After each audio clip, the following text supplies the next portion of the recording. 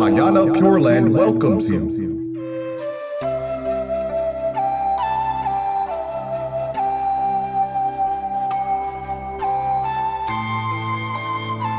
What kind of Buddha is Amitabha? By Master Hui Jing. Part 3. Amitabha vowed to save all beings, but what must we do to be saved? All beings in the 10 directions include sacred and ordinary beings. Ordinary beings encompass both good and evil beings, including even the beings in Avicii hell. This indicates that Amitabha's salvation does not discriminate, and it applies on a basis of equality. Sacred or mortal beings, good or bad persons, monastics or lay people, practitioners or non-practitioners, those who are pure or impure of mind, all are targets of Amitabha's salvation. How to meet the criteria of Amitabha's salvation? If any being wishes to attain Sukhavati rebirth and recites his name, Amitabha will enable them to be born there without fail. What then are the conditions for Amitabha's salvation? They are very simple as stated in the 18th vow.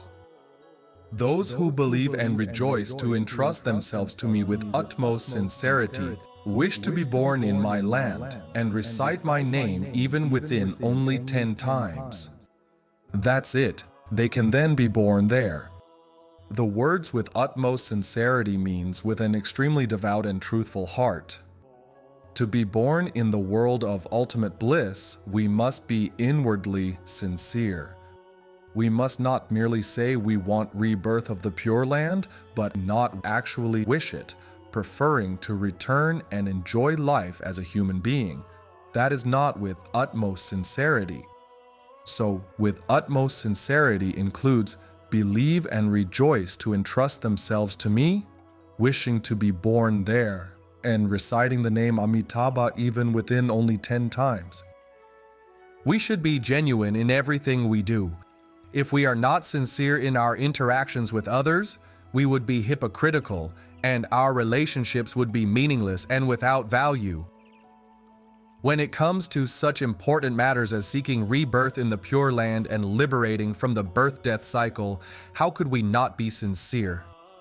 Simply speaking, Amitabha's conditions for shepherding us are that we believe and rejoice to entrust ourselves to him with utmost sincerity, wish to be born in his land, and recite his name even within only 10 times.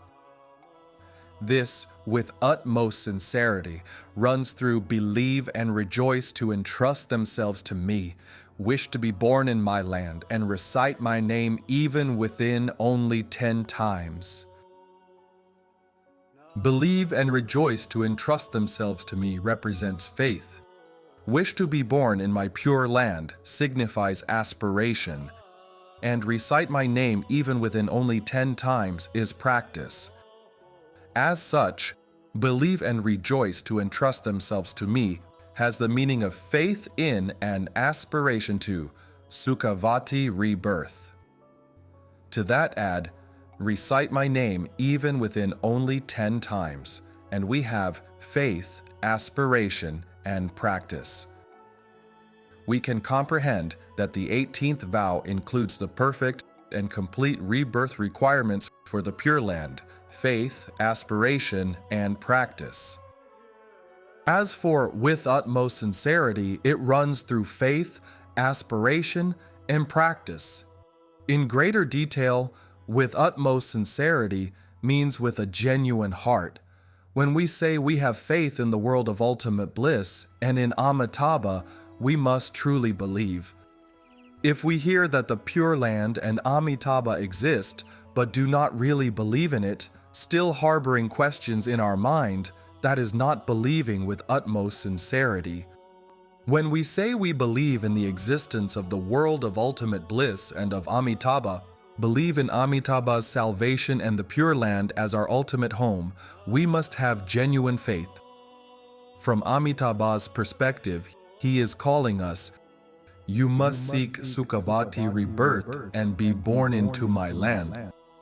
From our viewpoint, we say, we wish to be born in the world of ultimate bliss.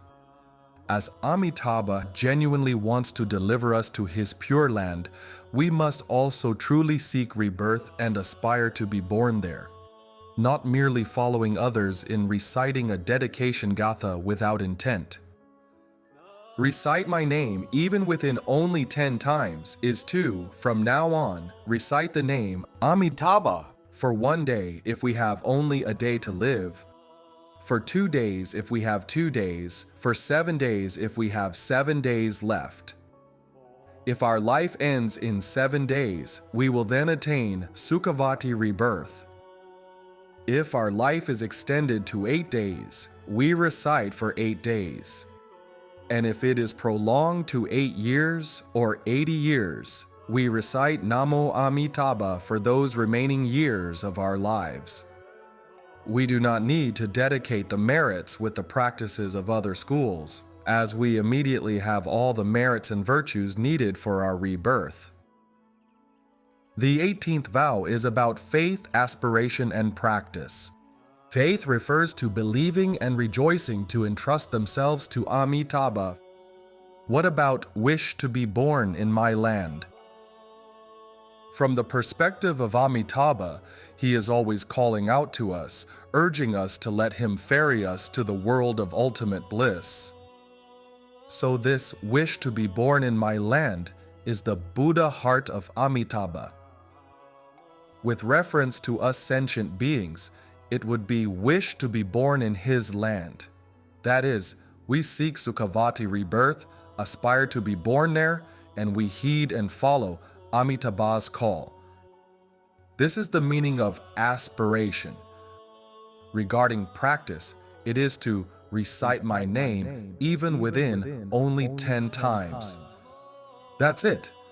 All we need to do is to recite Namo Amitabha exclusively for the rest of our lives. What would you lose or gain to recite Amitabha even if you don't believe in it?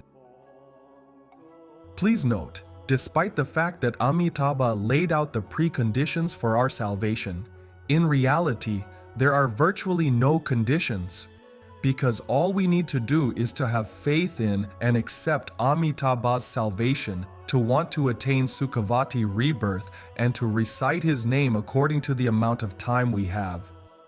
During our recitation, it matters not that we feel vexed or have stray or deluded thoughts. Amitabha's requirements are merely these, and such conditions are really like having none at all. As long as we wish to be born into his pure land, that is enough. We need not pay any money, nor have we anything to lose. Amitabha recitation is the simplest thing. If we can speak, we can recite. We can recite the way we talk. For us, our Amitabha recitation and aspiration to rebirth are very simple and easy. They require no money and there is no risk of loss. In particular, during our Amitabha recitation, due to the Buddha's blessing, we would have fewer stray or deluded thoughts and our vexations would decrease. Wouldn't this kind of recitation make us feel more at ease? And if we are vexed, suffering from illness or depression, reciting Amitabha can gradually bring out our inner peace without our awareness of it. In this respect, Amitabha letting us recite his name gives us only benefits and no harm. Aspiration to rebirth is a state of mind, a yearning to Sukhavati rebirth. It requires no outlay of time, money, or toil. So there is nothing to lose to Sukhavati rebirth because there are only myriad benefits, no detriments at all. We can think in terms of laying down a bet. Though I don't wholly believe in the Pure Land method and am not sure about the existence of the Pure Land, I can still wish to attain rebirth there. If there turns out to be no reincarnation and no Sukhavati, I still don't lose anything at all. But if reincarnation and Sukhavati do exist, I would have made a gain at no cost. and the magnitude of the gain would be incalculable, for it is the greatest source of virtues and blessings in the universe. That's because if there really is Sukhavati, we would certainly be free from endless reincarnation in the 6 paths of the 3 realms and become Buddhas there. We would have the same infinite lifespan, light, wisdom, and compassion as Amitabha has. We would share Amitabha's 48 vows, have myriad transformation bodies, and travel to countless worlds in the 10 directions to liberate all beings. What great gains we would have reaped from our wish to rebirth. We may be ordinary beings with weak wills, foolish delusions, and abundant karmic afflictions, but if we resolve to attain Sukhavati rebirth, it would be a great aspiration. Why? Because such an aspiration can lead to our Sukhavati rebirth and the accomplishment of our Buddhahood. Without this aspiration, we would lose this prodigious source of virtues and fortunes. Without this aspiration, we would continue endless rebirth in the 6 paths. Moreover, our belief in Amitabha's salvation is great faith, faith that is unfathomable. Think about it. Amitabha has inconceivable merits and virtues, yet we can believe and accept it. Isn't this an inconceivable faith? For example, we believe that Kinmen lies across the Taiwan Strait, and beyond it is the island of Taiwan.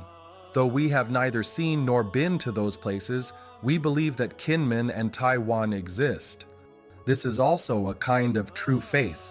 However, such faith has little value, because whether we believe or not, it has no effect on our liberation from the cycle of birth and death. This faith is only a mundane belief of ordinary beings. It is different if we believe in Amitabha's salvation and the world of ultimate bliss as our eventual harbor. Both cases involve faith, but the values are not the same because their substance is different. Believing in Amitabha's salvation and the Sukhavati as our final haven enable us to escape the endless suffering in the 6 paths of the 3 realms and to ultimately achieve Buddhahood. Isn't this the supreme faith? It's the same with practice. If we open our mouths to recite Namo Amitabha or keep the Buddha in our minds, that would be great practice. The resulting merit is greater than from upholding the 5 precepts or performing the 10 virtues. The reason is that 5 precepts only enable us to be reborn as humans, and the 10 virtues lead to our rebirth as celestial beings. But the causes and effects of both 5 precepts and 10 virtues are still ingenuine, distorted, flawed, and defiled. Why? Please stay tuned. While you wait for the next part, have you ever felt the power of reciting Amitabha's name? Your sharing may spark others' Bodhi minds. Please leave a comment below. With profound gratitude, Namo Amitabha.